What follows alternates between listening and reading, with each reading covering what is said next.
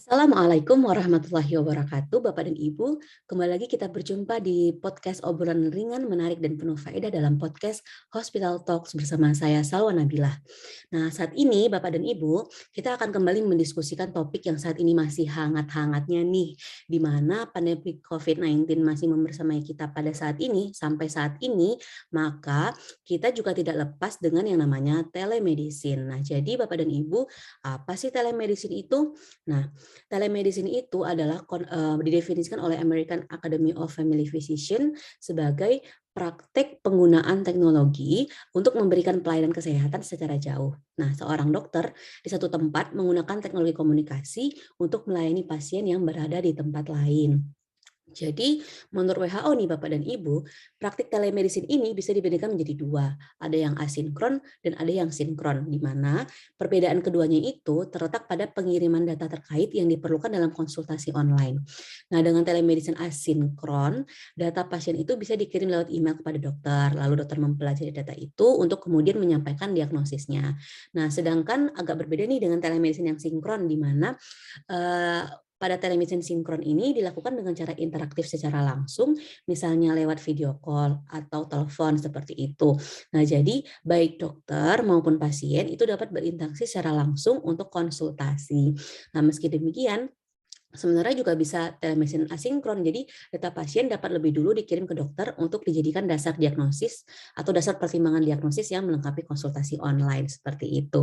Nah, kemudian untuk tujuan penggunaan telemedicine nih Bapak dan Ibu. Jadi WHO ini menjelaskan ada 4 elemen yang berkait erat dengan medicine, yakni yang pertama, telemedicine ini bertujuan untuk memberikan dukungan klinis. Kemudian yang kedua, berguna untuk mengatasi hambatan geografis dan jarak. Kemudian yang ketiga, melibatkan penggunaan berbagai jenis perangkat teknologi informasi, dan yang keempat, bertujuan meningkatkan kesehatan masyarakat.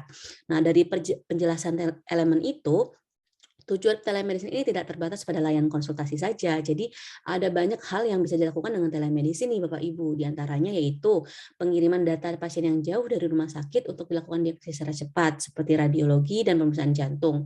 Nah, telemedicine ini juga bisa dilakukan antar fasilitas kesehatan untuk pertukaran data pasien. Dengan demikian, pasien tetap dapat memperoleh manfaat pemeriksaan kesehatan dari dokter meski jauh dari fasilitas medis. Misalnya, bagi masyarakat yang tinggal di daerah pelosok, dalam hal ini dokumen seperti foto, video, dan rekam medis cukup dikirimkan ke dokter untuk mendapat diagnosis secara segera seperti itu.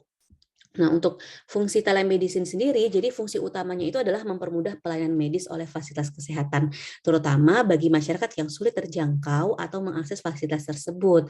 Namun, dibutuhkan dukungan infrastruktur dan pemahaman mengenai teknologi informasi yang memadai dalam penerapan telemedicine.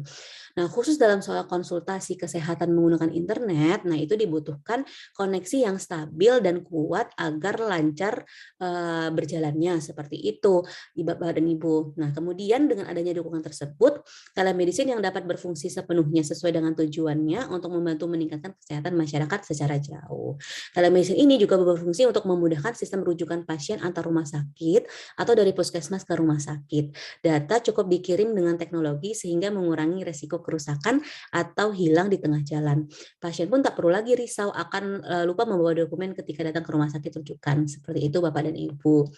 Nah, jadi dapat kita simpulkan bahwasanya fungsi telemedicine itu antara lain adalah yang pertama, mempercepat dan memudahkan sistem rujukan, yang kedua, membantu pertolongan pertama pada pasien sebelum dirujuk ke rumah sakit, yang ketiga, membantu akses kesehatan bagi masyarakat yang jauh dari fasilitas kesehatan, dan yang keempat, membantu mengurangi kepadatan rumah sakit sehingga layanan di rumah sakit bisa lebih maksimal bagi pasien yang membutuhkan. Nah, dalam situasi pandemi seperti ini menjadi pilihan nih telemedicine meski masyarakat masih bisa menjangkau fasilitas medis. Jadi bukan hanya mereka yang tinggal di daerah terpencil saja yang memperoleh manfaat telemedicine. Nah, itulah tadi mengenai telemedicine Bapak Ibu di era pandemik ya.